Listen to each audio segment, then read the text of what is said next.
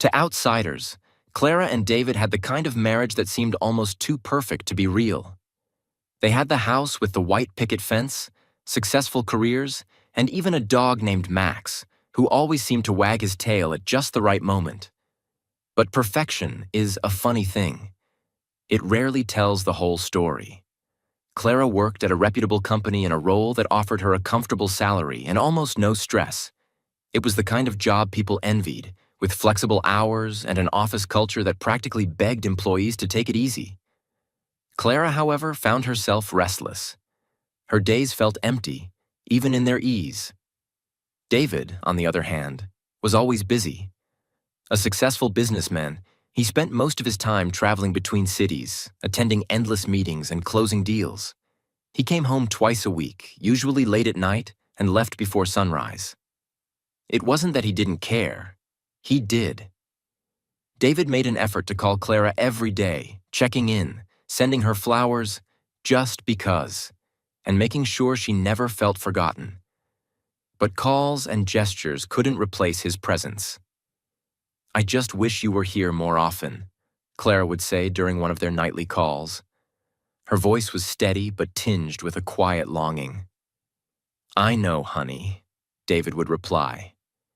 "But this job, it's the reason we have this life. If I transfer closer, I'll lose nearly half my income. We wouldn't have the same comfort." "We don't need all this," Clara would argue. "I just need you." But David never wavered. His role, as he saw it, was to provide. And so the cycle continued. Clara waking up to an empty bed, and David calling from hotel rooms, always saying he'd be home soon. Max, their golden retriever, was Clara's constant companion during these lonely nights. He was there when she sat on the couch, scrolling through TV channels, and when she went on long walks to clear her head. But even Max's unwavering loyalty couldn't fill the void. Clara began to feel like her life was on pause. She had the job, the house, and even the perfect dog. But what she didn't have was the connection she craved with her husband. It wasn't anger she felt toward David. She admired his work ethic and the life they'd built together. But admiration wasn't enough to stave off the creeping sense of loneliness that had begun to take root. One day, while scrolling through a community board, Clara noticed a flyer for a yoga class. She didn't think much of it at first, but something about the idea of stretching, breathing, and finding some peace of mind appealed to her. Maybe it was the promise of distraction or the chance to meet new people. Or maybe it was the sense of doing something for herself for once. She decided to give it a try. The yoga studio was everything Clara hadn't realized she was looking for. It was tucked away in a quiet corner of the city, with floor-to-ceiling windows that let in the softest, most flattering light. The air smelled faintly of lavender, and the atmosphere was calm, almost serene.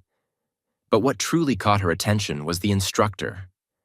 Liam was everything you'd expect a yoga instructor to be.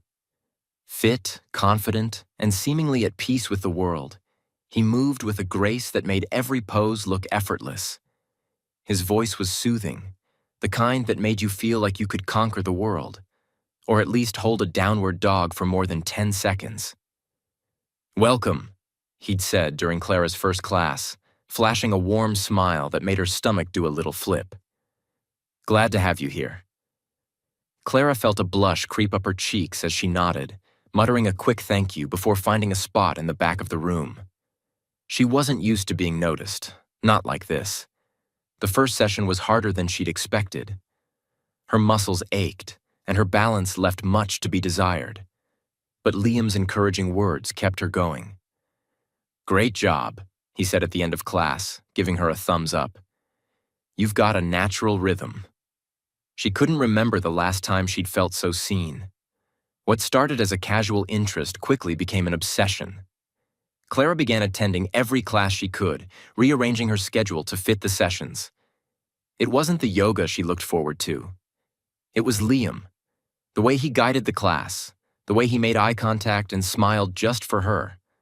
Or at least, that's how it felt.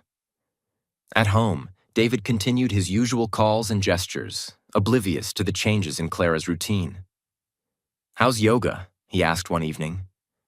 It's great, Clara replied, her voice a little too enthusiastic. Really helps me unwind. David chuckled. That's good to hear. You deserve some peace. Clara smiled, but her thoughts were far from peaceful. They were on Liam, the way he moved, the way he talked, and the way he made her feel alive in a way she hadn't in years. The once perfect picture of their marriage had begun to crack, and neither Clara nor David could see just how deep the fractures were becoming. It was a crisp Thursday evening when Clara found herself standing in front of the mirror, holding her wedding ring in her hand. The yoga class started in 30 minutes, but her mind wasn't on the poses or the meditative breathing. It was on Liam. For weeks, she had felt herself being drawn to him. Not just his looks, but his energy. Liam had a way of making her feel like she was the only person in the room, even in a studio filled with other students. His compliments, his light touches to adjust her poses, and his genuine laughter made her feel something she hadn't felt in a long time. Wanted. Clara turned the ring over in her fingers, the weight of it suddenly unbearable. It was a symbol of everything she and David had built together, but lately, it had started to feel like a chain tethering her to a life that wasn't enough. Just for tonight, she thought, sliding the ring off and tucking it into her jewelry box. I just want to feel like me, not someone's wife. When she walked into the yoga studio, Liam greeted her with his usual warm smile. Clara, glad you made it, he said, his voice as smooth as honey. She smiled back, the weight of her decision already starting to fade. Wouldn't miss it, she replied, her voice a little too light, a little too eager. The class went as it always did, with Liam guiding the group through a series of stretches and poses, his voice calm and steady. But for Clara, every moment felt charged. She noticed the way his hand lingered slightly when he corrected her posture, the way he glanced her way more often than the others. Was she imagining it? Or was there something there? As the session ended and the other students began to file out, Clara lingered, pretending to pack up her things. Her heart raced as she rehearsed her opening line in her head. When the studio finally emptied, she saw her chance.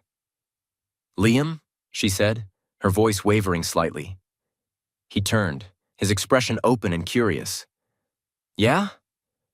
I was wondering if you'd like to grab a coffee sometime. I mean, outside of class. Liam raised an eyebrow, a playful smile tugging at his lips. I'd like that. You're not like most of my students. Clara laughed nervously, tucking a strand of hair behind her ear. What does that mean? You're different, he said, his gaze lingering on her in a way that made her stomach flutter. I can't quite put my finger on it, but I'd love to get to know you better. The coffee date turned into a long walk through the nearby park, the conversation flowing as easily as the autumn breeze. Clara found herself opening up to Liam in ways she hadn't with David in years. She told him about her job, her love for painting, something she'd put aside long ago, and her desire to find more meaning in her life. Liam, in turn, shared his passion for yoga, his dreams of opening his own studio someday, and his belief in living authentically.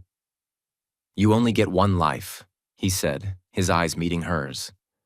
Why waste it on anything less than what makes you happy? His words struck a chord in Clara, feeding into the dissatisfaction she had been feeling for so long. By the time they parted ways, Clara's heart was racing. As she walked back to her car, she caught sight of her reflection in a shop window. She looked lighter somehow, freer.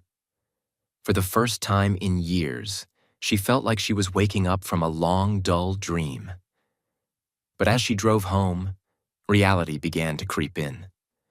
David would be calling soon, his voice warm and familiar, asking about her day. Max would be wagging his tail at the door, and the house would feel as it always did, safe but hollow. Clara glanced at the empty space on her finger where her wedding ring should have been. She bit her lip, guilt gnawing at the edges of her excitement. This doesn't mean anything, she told herself. It's just coffee, just harmless conversation. But deep down, She knew it was more than that. Crossing this line, however small it seemed, was a choice to open a door she might not be able to close. When David called that night, she answered with a smile in her voice, her secret tucked away like the ring she had yet to put back on. "How was yoga?" he asked, his tone as loving as ever. "It was great," she replied, glancing at the clock and realizing Liam was probably still at the studio. "I really think it's helping me unwind." David chuckled. "Good. I hate being away so much, but I'm glad you found something for yourself." Clara closed her eyes, guilt flickering again before she pushed it aside. "Thanks," she said softly. "I appreciate that." As she hung up, she leaned back against the couch, her thoughts once again drifting to Liam. Her heart told her this was the spark she'd been craving, but her mind whispered a warning. You can't have both. For now, though, she chose to ignore it. After all, she reasoned, life was about living in the moment. And this moment, this secret, thrilling moment, was hers. David was used to coming home to a quiet house. It was the nature of his work.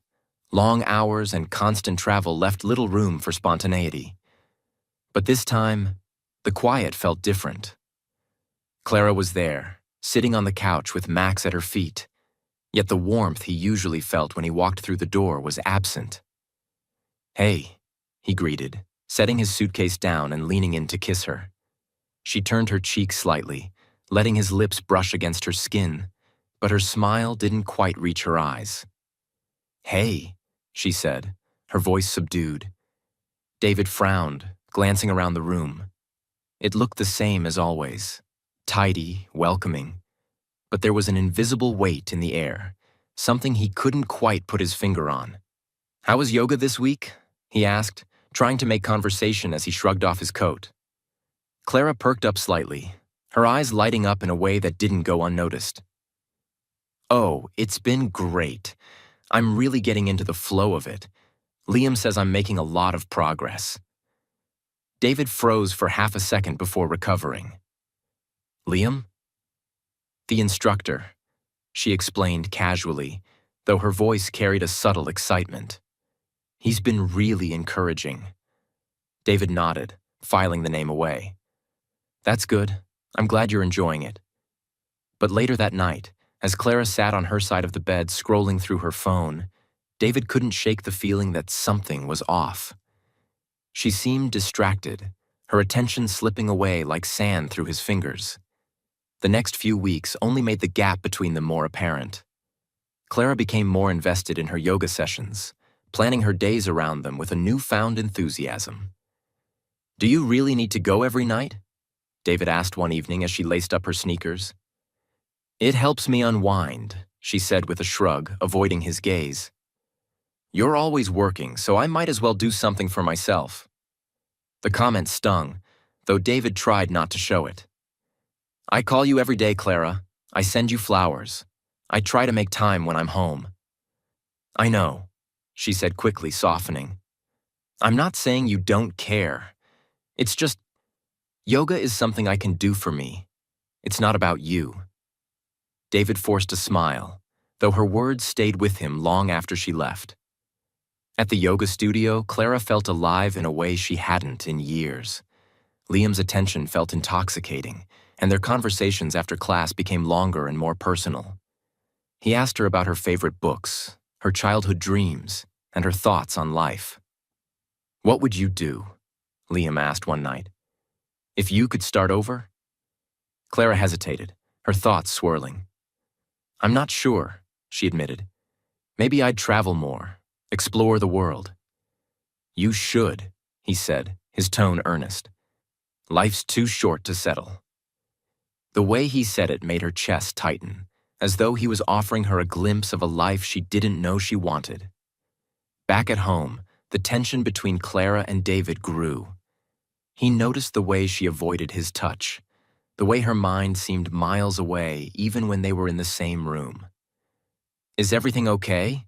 he asked one night as they sat on the couch watching TV. "Of course," she said quickly, though her tone lacked conviction. "You've just seemed distant lately," he pressed, "like your mind is somewhere else." Clara forced a laugh. "You're imagining things. I'm fine." But she wasn't fine, and David could feel it. The woman who used to light up when he came home now seemed like a shadow of herself, her attention fixed on something or someone he couldn't see. Clara, meanwhile, was struggling with her own internal conflict.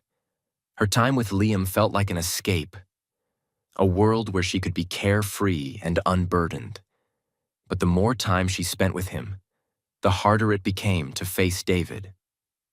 When David called during his business trips, Clara found herself distracted, her answers short and perfunctory. "How's work?" he'd ask, his voice warm and familiar. "Good," she'd reply, her mind drifting to Liam's latest compliment or the way he'd brushed her hand during class.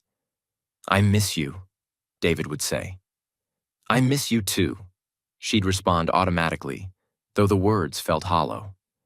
The breaking point came one evening when David returned from a particularly grueling trip. He'd planned a quiet dinner at home, hoping to reconnect with Clara, but she barely touched her food, her gaze distant. "Clara," he said finally, setting his fork down. "What's going on?" "What do you mean?" she asked, feigning ignorance. "You're not here," he said, his voice edged with frustration. "Even when you're sitting right in front of me, you're somewhere else. I need to know. Are you happy? Are we okay?" Clara hesitated, the weight of her choices pressing down on her. "I'm just tired," she said weakly. "Work, yoga, everything. It's a lot." David didn't believe her, but he didn't push. Instead, he nodded, his heart heavy with the realization that the woman he loved was slipping away from him. That night, as Clara lay beside him in bed, her back turned, David stared at the ceiling, wondering how they'd gotten to this point. He had always believed their love could withstand anything, but now he wasn't so sure. And Clara, lying awake with her eyes closed, wasn't thinking about David at all. Her thoughts were consumed by Liam, his smile, his words, and the way he made her feel alive. The distance between them wasn't just emotional anymore. It was a chasm, and neither of them knew how to bridge it. David had been looking forward to the gala for weeks. It wasn't just a business event. It was a chance for him and Clara to reconnect, to present themselves as the united team he still believed they were. He'd picked out a sleek black tuxedo and even arranged for Clara to have her favorite hairdresser style her for the evening. "Look at us," he said with a grin as they stood in front of the mirror before leaving. "Power couple of the year." Clara smiled faintly, adjusting her diamond necklace. "You look great," she said, her tone distant. David frowned but said nothing. He brushed it off as pre-event nerves. The gala was hosted at an opulent hotel in the heart of the city, the kind of place where crystal chandeliers reflected soft light off polished marble floors. As they stepped into the ballroom, Clara took in the sight of elegantly dressed guests mingling over champagne and hors d'oeuvres. For a moment, she felt a pang of guilt. David was proud to have her by his side, introducing her to colleagues and business partners with a warmth that hinted at his deep affection. "This is my wife, Clara," he said to nearly everyone they met, his smile never wavering. But Clara's thoughts were elsewhere. She scanned the room, her stomach twisting when her eyes landed on Liam. He was here. He stood by the bar, talking to a group of guests, his posture relaxed and his smile as charming as ever. He was dressed in a tailored navy suit, his usual casual yoga attire replaced with something far more striking. Clara's heart raced, and for a moment, she considered slipping away unnoticed. But then Liam's gaze met hers, and she froze. He raised a glass in her direction, his expression unreadable. "Clara?" David's voice snapped her back to reality. He was holding out a glass of champagne. "Oh, thanks," she said quickly, taking the glass and forcing a smile. "Everything okay?" he asked, his brow furrowed. "Fine," she replied, a little too quickly. David didn't press further, but he couldn't ignore the tension radiating from her. As the evening went on, Clara's unease grew. She was hyper-aware of Liam's presence, stealing glances at him whenever she thought no one was looking. But David noticed. He didn't say anything at first, choosing instead to observe. The way Clara's gaze lingered, the way her fingers fidgeted with her wedding ring. It all painted a picture he didn't want to see. Then came the moment that changed everything. They were standing near the edge of the room when Clara spotted Liam heading their way. Her breathing quickened, and before David could say a word, she subtly slipped her wedding ring off and slid it into her clutch. David's stomach sank. He didn't confront her immediately. Instead, he watched as she greeted Liam, her tone light and her smile brighter than it had been all evening. "Liam," she said, her voice tinged with something David hadn't heard in a long time. Excitement. "Clara," Liam replied, his tone equally warm. "Didn't expect to see you here." David approached them, his expression carefully neutral. "And you are?" he asked, his voice calm but firm. Liam extended a hand, his confidence unwavering. "Liam, I run a yoga studio downtown. Clara's one of my best students." David shook his hand, his grip just tight enough to convey his displeasure. "Nice to meet you." The tension between the three of them was palpable, and Clara seemed to shrink under David's gaze. "Well," Liam said, sensing the awkwardness, "I should get back to my group. Enjoy the rest of your evening." As Liam walked away, David turned to Clara. "I saw you slip your ring off before meeting him," he said, his voice low but steady. Clara opened her mouth to respond, but no words came out. "Why?" he pressed, his eyes searching hers. Her shoulders slumped, and she looked away. "I needed to feel like myself again," she said quietly. "Not your wife." David stared at her, the weight of her words hitting him like a blow. He took a deep breath, his voice dropping even lower. "Good," he said finally. "You're free to be yourself, without me." The ride home was silent. Clara kept glancing at David, waiting for him to speak, but he kept his eyes on the road, his jaw clenched. When they got home, David went straight to the bedroom, pulling a small overnight bag from the closet. "What are you doing?" Clara asked, her voice tinged with panic. "I'm leaving," he said simply. "David, come on, don't be like this." He turned to her, his eyes hard. "Like what, Clara? Like a man who's finally seeing what's right in front of him?" She flinched at his words, but didn't respond. David zipped up his bag and slung it over his shoulder. "I've put up with a lot, Clara. My work schedule, the distance. It was all for us, for our future. But this?" He gestured toward her. "This is disrespect I can't ignore. David, He held up a hand, cutting her off. "Save it. You've made your choice, and now I'm making mine." With that, he walked out the door, leaving Clara standing in the hallway, stunned and unsure of what to do next.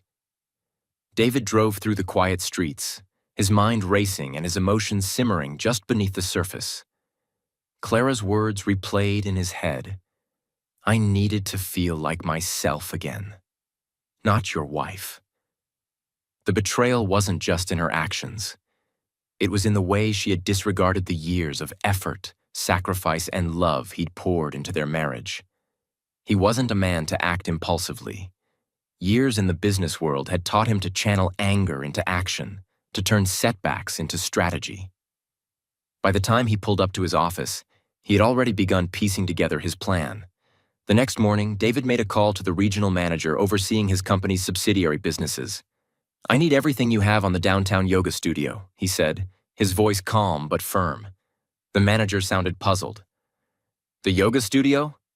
Sir, it's a small operation, hardly worth—" "Just do it," David interrupted. "Send me the financials, lease agreements, and employee contracts. I want all of it on my desk by noon." By midday, A thick folder arrived at David's desk. As he flipped through the pages, his suspicions were confirmed. The yoga studio was part of a larger property portfolio owned by his company. Liam wasn't just a yoga instructor. He was an employee, indirectly working for David's empire. A bitter smile tugged at the corner of David's lips. So he thinks he can mess with my marriage and walk away unscathed? That evening, David made his way to the yoga studio. He walked in during the final minutes of Liam's last class, leaning casually against the back wall as the students began to pack up their mats. Liam noticed him immediately, his confident demeanor faltering for just a moment before he approached with his usual charm. "David, right?" he said, extending a hand. "Good to see you again. Here for a session?" David ignored the hand, his expression unreadable. "We need to talk." Liam glanced around, noticing the few remaining students lingering. "Sure," he said, motioning toward the office. "Let's step in here." Once inside, David closed the door behind him, his presence filling the small space. "I'll cut to the chase," David began, his voice low and measured. "You've been spending time with my wife." Liam raised his hands defensively. "Look, man, I didn't know she was married at first. And honestly, whatever issues you two have, that's between you." David took a step closer, his eyes narrowing. "You knew. Eventually you knew, and you kept going. But here's the thing. You're not just messing with me or my marriage. You're messing with your employer." Liam frowned, confusion flashing across his face. "What are you talking about?" David dropped the file he'd brought onto the desk. "This studio? It's part of a property portfolio owned by my company, which means you're standing in a building that I own. You're my employee, Liam." The color drained from Liam's face as he opened the folder and skimmed the documents. "You've got to be kidding me," he muttered. David crossed his arms, his voice cold. "I don't joke about my business or my marriage." Liam tried to recover, his tone turning defensive. "Look, I get it. You're angry. But maybe you should focus on what's happening at home instead of blaming me. Talk to your wife. She's the one who—" David held up a hand, cutting him off. "I've already talked to Clara. Now I'm dealing with you." He reached into his jacket pocket and pulled out an envelope, tossing it onto the desk. "What's this?" Liam asked, his voice hesitant. "Your termination," David said flatly. "Effective immediately. Pack your things and get out." Liam's jaw tightened, but he didn't argue. He knew he was outmatched. David left the studio feeling a grim sense of satisfaction. It wasn't just about firing Liam. It was about reclaiming control over a situation that had spiraled into chaos. But the hardest part was still ahead. When he got home, Clara was waiting for him in the living room, her face pale and her eyes red from crying. Max sat at her feet, his tail wagging nervously as if sensing the tension in the room. "David," she began, standing as he entered. He held up a hand. "Don't," he said sharply. "We're past apologies." Clara flinched but didn't sit back down. "Where were you?" she asked softly. David ignored her question, reaching into his briefcase and pulling out another envelope. He placed it on the coffee table in front of her. "What's this?" she asked, her voice trembling. "Divorce papers," he said, his tone devoid of emotion. "I'm done, Clara. I've sacrificed too much, given too much, for you to throw it all away for a fling." Tears streamed down her face as she shook her head. "David, please. It wasn't like that. I was lonely. You're never here, and I was never here because I was working to give us this life," he interrupted, his voice rising.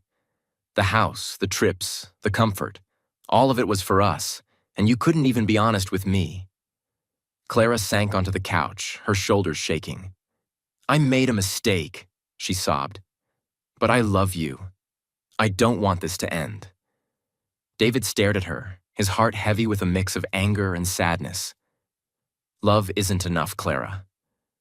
Not when there's no respect. You've made your choices, and now I'm making mine." With that, he turned and walked toward the door, Max following him closely. "David, wait!" Clara called after him. He paused, looking back over his shoulder. "I'll send someone to pick up the rest of my things. Take care, Clara." And with that, he left, leaving Clara alone with the weight of her decisions and the shattered remains of their marriage. The house felt eerily quiet after David left. Clara sat on the couch, staring at the divorce papers on the coffee table, her mind racing with regret and disbelief. Max, sensing her unease, rested his head on her lap, his eyes full of quiet concern. She reached for her phone, her fingers trembling as she dialed David's number. It rang twice before going to voicemail. "David, please," she said, her voice breaking. "Can we talk? I made a mistake. I know I hurt you, but I can't lose you. Please come home." She hung up, her tears falling freely.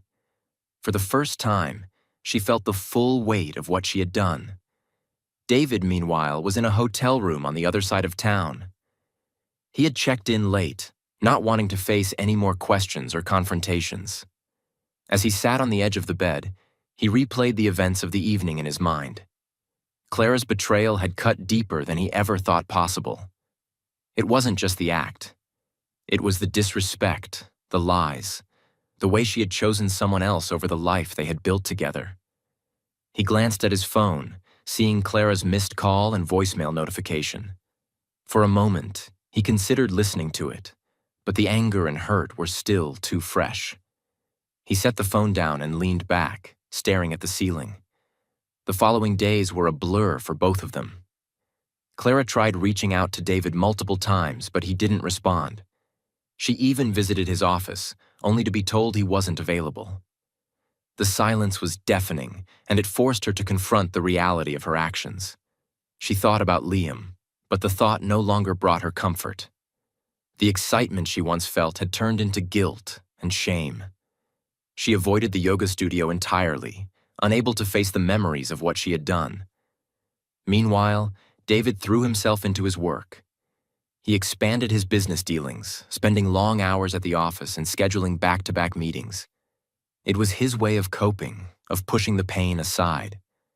His colleagues noticed the change in him. He was sharper, more focused, but there was a coldness to him that hadn't been there before. "Everything okay, boss?" one of his managers asked during a meeting. David nodded, his expression unreadable. "Just handling some personal matters." One evening, about a week after he left, David received a call from his lawyer. "Mr. Harper, Clara has signed the divorce papers," the lawyer said. David closed his eyes, the finality of the statement hitting him harder than he expected. "Good," he said after a moment. "Let's move forward." For Clara, life became a series of small, painful realizations. She noticed the empty side of the bed, the absence of David's laugh, the way Max would sit by the door as if waiting for him to come home.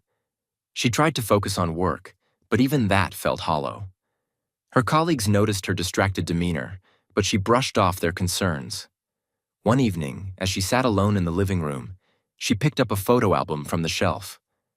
It was filled with pictures of her and David, vacations, anniversaries, quiet moments at home.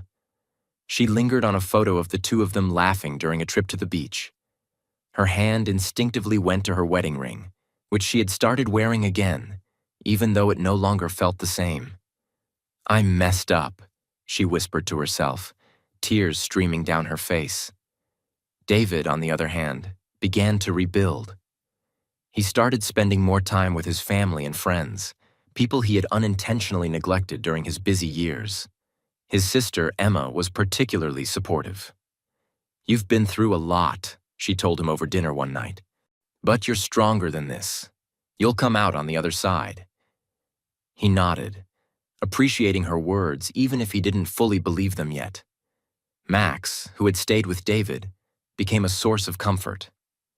The dog followed him everywhere, his loyal presence a reminder that not everything in his life had been lost. About a month after the separation, David found himself walking through a park near his office. The crisp autumn air and the sound of leaves crunching underfoot gave him a moment of peace.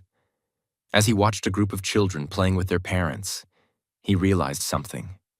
His life wasn't over.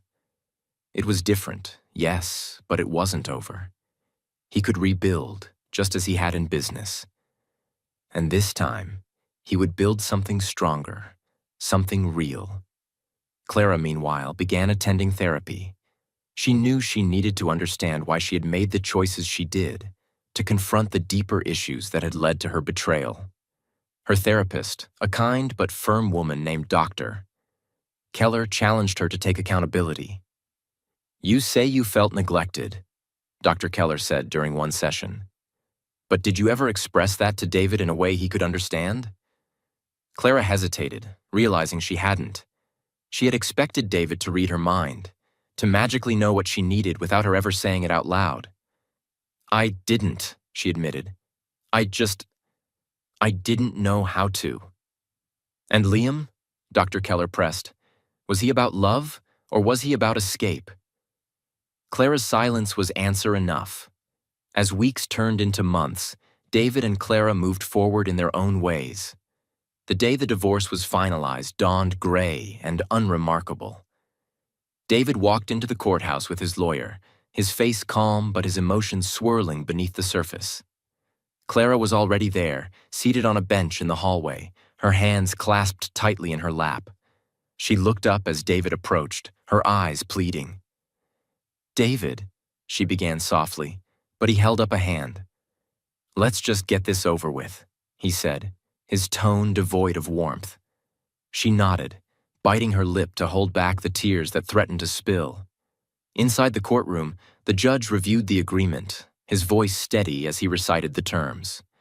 David would retain the majority of their assets, including the house and custody of Max. Clara, who had insisted on taking nothing beyond her personal belongings, would move into a modest apartment downtown. When the judge asked if either party had objections, Clara hesitated for a brief moment before shaking her head. "No objections, Your Honor," she said quietly. David didn't flinch. He simply nodded when the judge looked his way. "Very well," the judge concluded. "This court grants the dissolution of marriage. You are now legally divorced." The gavel struck, marking the official end of their relationship. Afterward, Clara lingered outside the courthouse, watching as David walked to his car. She wanted to call out to him, to ask for one last chance, but the words caught in her throat.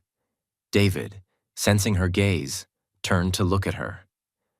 For a moment, they simply stared at each other, the weight of 15 years of marriage hanging in the air between them. "Goodbye, Clara," he said finally, his voice firm but not unkind. "Goodbye, David," she whispered, tears streaming down her face as she watched him drive away. For David, life after the divorce was a mixture of relief and heartache. The first few weeks were the hardest. The silence of the house felt oppressive, the absence of Clara a constant reminder of what he had lost. Max became his anchor, a loyal companion who seemed to sense his pain. They went on long walks together, exploring the parks and trails near David's home. One evening, as they sat on the back porch, Max rested his head on David's knee, his eyes full of quiet understanding. "We'll be okay, buddy," David said, scratching behind the dog's ears. "One day at a time." Clara's adjustment was even more difficult. Moving into a small, sparsely furnished apartment was a stark contrast to the comfortable home she had shared with David. She spent her days trying to keep busy, volunteering at the animal shelter, attending therapy, and attempting to rebuild her sense of self. One evening, she pulled out a notebook and began writing a letter to David. "David, I don't expect you to forgive me, and I don't expect you to respond. But I need you to know how sorry I am. You gave me everything, and I took it for granted. I was selfish, and I let my insecurities drive me to make choices that hurt us both. You didn't deserve that. I hope you find happiness, even if it's without me. I will always be grateful for the time we had together, and I will always regret the way I let it end." She folded the letter and slipped it into an envelope, but she couldn't bring herself to mail it. Instead, she placed it in a drawer, a symbol of her unresolved feelings. Months passed, and both David and Clara began to find their footing in their new lives. David threw himself into his business, expanding his company's reach and securing several high-profile deals. His colleagues noticed the change in him. He was sharper, more focused, and more determined than ever. "You're like a man on a mission," one of his managers commented during a meeting. David smiled faintly. Something like that. But his success wasn't just professional. Slowly, he began to reconnect with his personal life as well. He started spending more time with his sister Emma and her family, enjoying dinners and game nights that reminded him of the importance of connection. Clara, too, found small ways to rebuild her life. Therapy became a cornerstone of her routine, helping her unpack the decisions that had led to the collapse of her marriage. "Why do you think you sought validation outside of your marriage?" her therapist, Dr. Keller, asked during one session. Clara sighed, twisting her hands in her lap. "I think I felt invisible. David was always so busy, and I didn't know how to tell him what I needed. And Liam? He was a distraction," Clara admitted, "an escape from the feelings I didn't want to face." Dr. Keller nodded. "Acknowledging that is the first step toward healing. The next step is forgiving yourself." It was easier said than done, but Clara was determined to try. One day, Clara visited the animal shelter where she volunteered and found herself drawn to a timid, scruffy dog in one of the kennels. "This is Rosie," the shelter worker explained. "She's been here for a while. Most people overlook her because she's not as flashy as some of the other dogs." Clara knelt down, extending a hand toward Rosie, who sniffed it cautiously before leaning in for a gentle pat. "I'll take her," Clara said, smiling for the first time in weeks. For David, the turning point came during a business trip to the coast. He was sitting on the balcony of his hotel room, watching the waves crash against the shore, when he realized he wasn't angry anymore. The pain was still there, but it no longer consumed him. In its place was a quiet acceptance, a recognition that he couldn't change the past, but he could control what came next. He picked up his phone and dialed Emma's number. "Hey, little sister," he said when she answered. "What's everyone doing this weekend? I thought I'd stop by." By the end of the year, David and Clara were living entirely separate lives, but both had begun to find peace. David's business continued to thrive, and he found joy in the simple moments, playing with Max, spending time with family, and rediscovering hobbies he had long neglected. Clara, with Rosie by her side, focused on rebuilding herself. She didn't know what the future held, but she was determined to face it with honesty and courage. Their story hadn't ended the way either of them had imagined, but it had taught them both invaluable lessons about love, trust, and the importance of communication. And though their paths might never cross again, they each carried the scars and the strength of their journey, ready to face whatever came next.